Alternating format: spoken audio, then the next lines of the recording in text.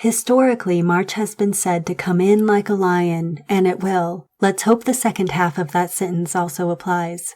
It goes out like a lamb. Although I think with all of the activity we are going to see this month, it may be a very big, toothy lamb. So far this year, we have been processing energy on every front, and if you're tired because you aren't sleeping at night, you have been enduring the hurricane of energy shifts and downloads that have marked the year. This is not the month to sit down and rest. Rather, since it opens with the resonance from the year's most powerful new moon solar eclipse on February 26th, with powerful Mars energy and a Venus retrograde, there will be periods of big action and equally big inaction.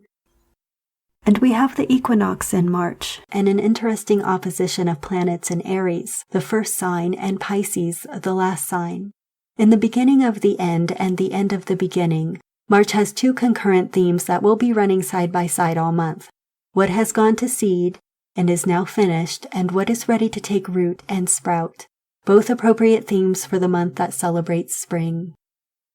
March opens with an active Mars energy as it faces off in a variety of aspects with several of the big planets, Jupiter, Saturn, Uranus, and Pluto, in a variety of aspects that are both easy and challenging. This inspires us to move forward, but we still have some clearing out to do, and as we do, we make room for more of the 5D energy to arrive. It is pouring in now, which is why you may feel great one moment and terrible the next. We're going to be in energy alignment, integration, and balancing mode all month. Venus goes retrograde this month, and it won't go out of its retrograde until the end of April. This happens once every 2 years, and I have noticed that there are many more relationship issues in a year when Venus is retrograde. This retrograde happens in Aries, a sign Venus is not comfortable in, as it's a sign of its detriment in astrological terms. It will retrograde back into the last degrees of Pisces, its sign of exaltation, where it is most powerful, at the degree of February 1. So once again, we move forward a few steps, then back a few steps. Venus rules value and beauty, and in Aries, this can get personal. Our challenge is to know our own value this month and not base that on whether others find us valuable. In our search for acceptance, also a desire for approval, to know that we are worthy and deserving of someone's love without considering what that approval costs us in terms of our time, energy, and effort. So often we try to gain approval from someone who is tapped out as far as their approval energy. They have no more to give us. It's a month for self-awareness, self-value, and self-love, and Aries, as the first sign, is all about the self. At the same time, we continue with the Mars-Venus conjunction in Aries, although Mars will move forward into the next sign, Taurus, which is Venus's sign, in March. We had this conjunction throughout February, ushering in the divine feminine and divine masculine awakening. This continues in March as we learn and implement new definitions for this new paradigm, and with Mars and Venus in mutual reception in each other's signs, we'll have support for our new paradigm even if it comes at the cost of giving up our desire from those who can't, don't, or won't value, love, or respect us. The divine in us doesn't require approval from others, but it does require self-acceptance, and that is one thing we will be working on with this Venus retrograde.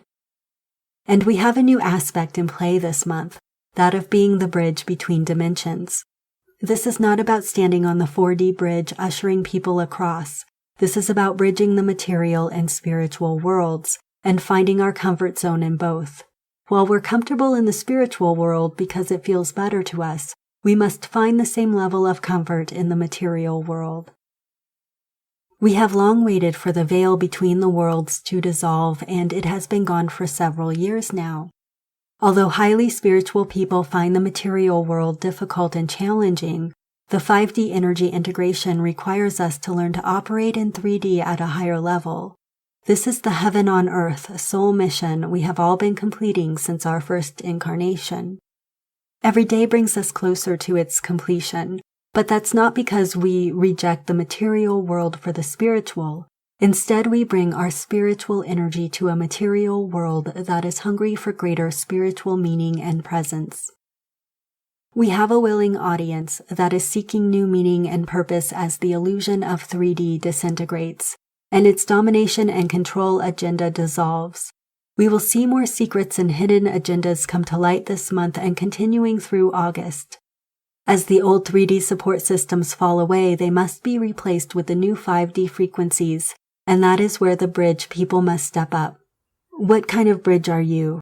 A creaky, unstable one that is falling apart from lack of use, or a sleek, strong one that invites people to cross over it with confidence? How confident are you with the material world, and how grounded are you in both realities? That's going to be a big test this month that continues throughout the year and into 2018. There is no more divide between spiritual and material. They are one, and we must learn to be one with these energies too. And we have more of the Atlantis energy coming to light as we shift the masculine domination to divine cooperation, replacing the power-hungry agendas with community-minded collaboration. The transition into 5D integration is not smooth, as 3D won't go down without a fight.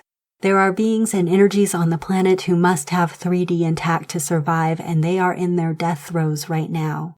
Use your discernment this month, as all may not be as it seems. And remember that any news that generates a coordinated, full orchestra of denial is most definitely true. We can't forget some important aspects that are creating the chaos and revolution we are experiencing now. Pluto is setting off the Uranus-Pluto square of 2012 to 2015 throughout the year. We still have an ongoing Saturn-Chiron square that will gain in strength as Saturn is now retrograding back to Chiron. The Uranus-Eris conjunction in Aries is still in full force, empowering the voices that are now waking up and joining forces to bring the power back to the people, something Eris is very supportive of.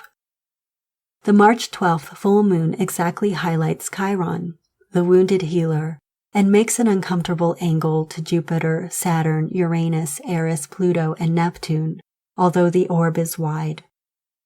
This provides an undercurrent of ongoing support for the changes that we're making in every area of our individual and collective consciousness as we transition into a more self-aware divine being. The theme of 2017 is divine congruence, and that is going to be present in everything that happens this year. The equinox on March 20th is the beginning of the solar new year, when we arrive at the 0 point of the zodiac, 0 Aries. We enter this new cycle with the experienced wisdom of what we have gone through in the last 12 months, and we are ready for a fresh start. Remember, 2017 is a 1 year in numerology, so it's a new global cycle that builds on what we have already learned. We're still in the eclipse energy resonance path of February's eclipses, so bear that in mind as you go back and forth this month, stepping forward into new potentials only to take a step back and clear more blocks from the path to their manifestation. You can read my article on how to manage this energy at the link provided in the video description box. We are making progress every day, so shine on. Keep those lights bright and remember that the brightest lights deserve the biggest blessings. Have a wonderful month. This forecast is by Jennifer Hoffman, read by Receiving Love on YouTube.